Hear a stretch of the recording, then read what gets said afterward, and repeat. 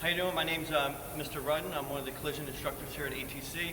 Today we have a student, Biandra, and we're going to learn how to fix a smaller dent. This type of dent wouldn't require any pulling. Very small dent, maybe hail damage.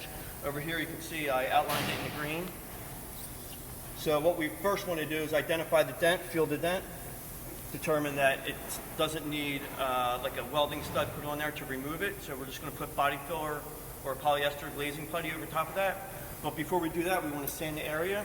We're going to sand it down with 320 grit.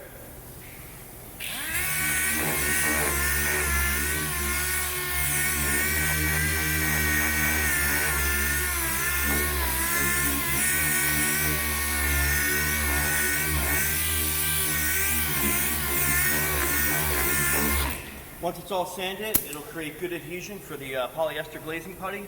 This is made by Evercoat. It's only made for minor dents, like I said. So at this point, we're going to blow it off.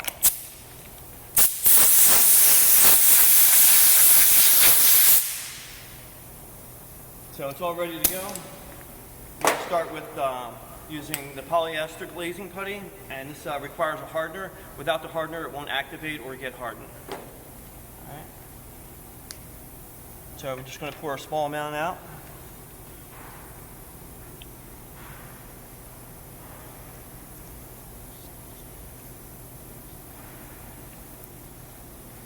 Today, with it being really hot, we're only going to use a small amount of hardener.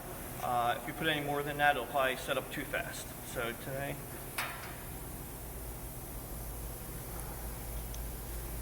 all right. So I want to start mixing.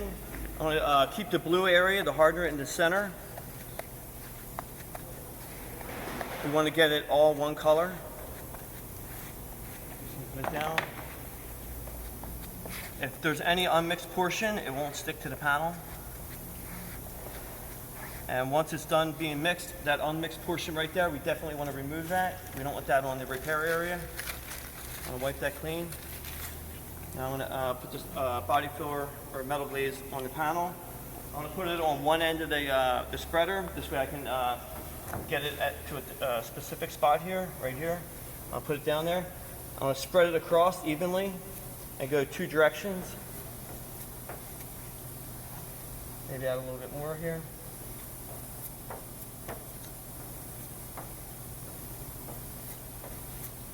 Okay, we're going to let that harden up for a minute.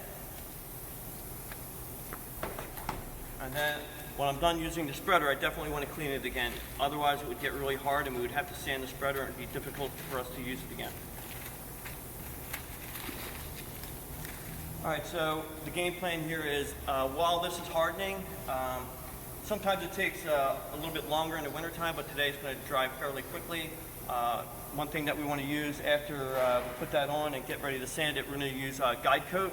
And as we sand the metal glaze, this is going to create like a black mark over top of it.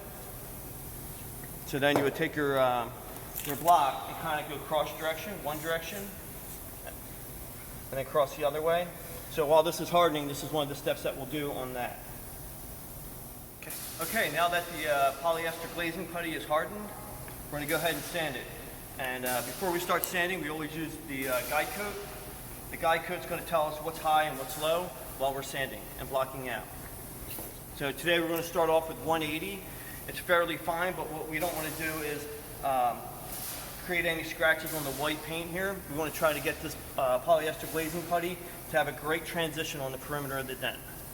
So right here, we're going to block in one direction and then do a cross direction and keep going while being very conscious of the outside perimeter of this dent. We don't really want to damage any of that paint. We want to have the glazing putty and the paint, and that's it. So, Andrew, you want to go ahead and block that out for a little bit? So he's going to be trying to stay on the inside of that metal glaze without damaging the white paint. This way there's a smooth transition, so when it's ready for primer, it's going to have a nice even layer. You can go in circles on the edges sometimes.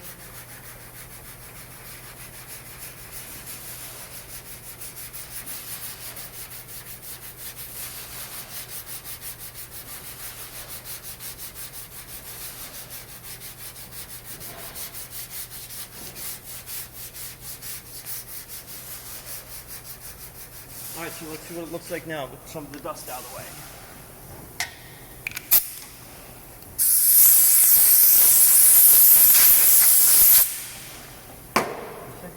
So right now, everything looks pretty good.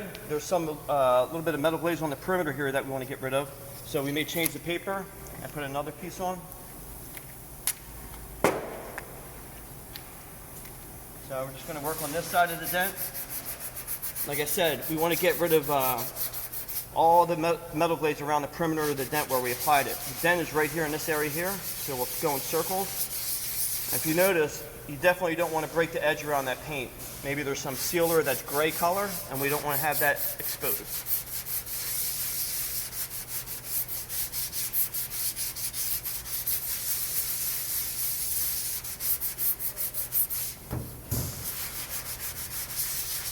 So several years ago, people would repair a dent, and they would create a feather edge, expanding that area out and leaving it exposed, and relying on the primer to fill that area.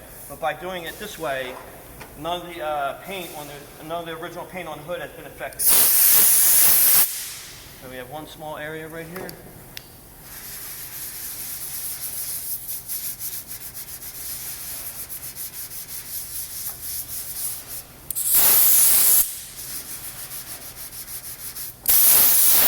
All right, there you go.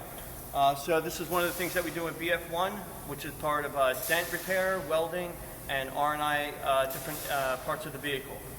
Thanks for watching today.